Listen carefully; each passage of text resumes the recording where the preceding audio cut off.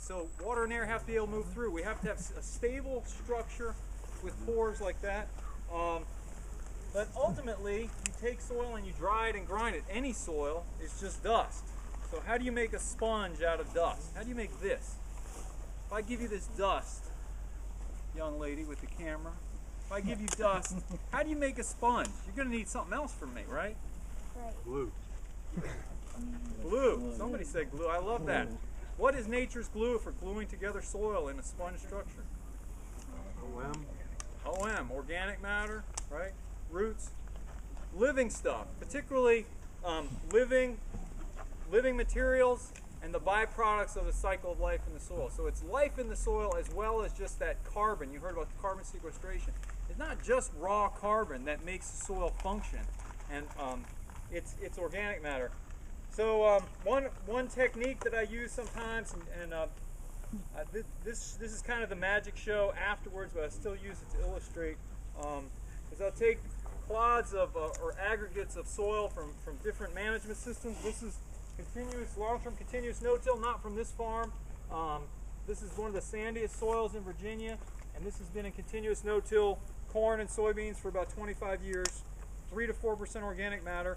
This is the exact same field, just another part of it. It was farmed to continuous corn and peanuts with a lot of tillage and fumigation. And so this soil, lower in organic matter, this is kind of typical for what Eastern Virginia used to look like, pretty much every field. And when you put these clods, even though they're much harder, they're harder when they're dry, but you put them in water and they fall apart much more readily. There's no organic matter, very little organic matter holding that structure together. So under stress, it blows apart. This has been sitting in here for at least an hour because the previous group saw this, and it's pretty stable. So this is just one example of some of the almost invisible improvements in soil function. And of course, this is just scratching the surface, the idea there's something going on below the surface. So with that, let's shift over a little bit more to cover crops. Made that point about soil quality, improved what's below the surface.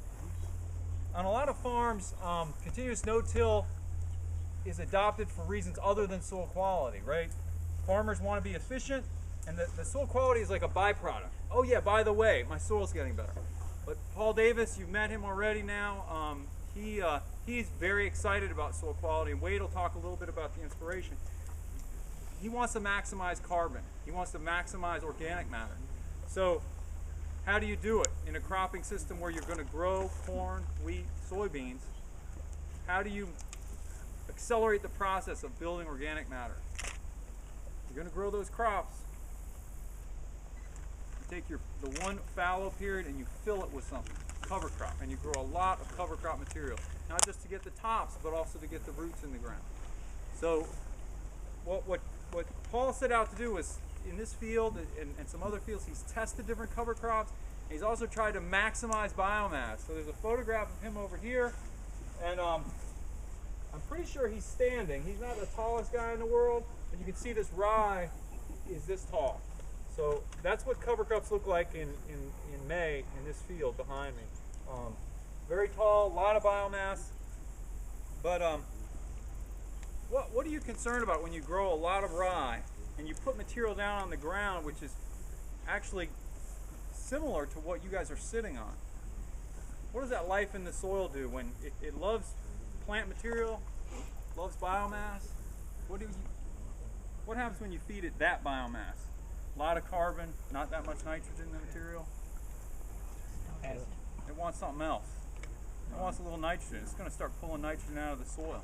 Okay, so the cover crop's interaction with the following crop. Cover crop would be great for the environment, great for scavenging nitrogen, great for improving the soil. Got to think about the impact on the subsequent crop. So when the corn gets yellow, who do they call? State Corn Small Grain Specialist from Virginia Tech. So I want to introduce Wade, and he's going to kind of take it from here and talk a little bit about some of the work that's going on.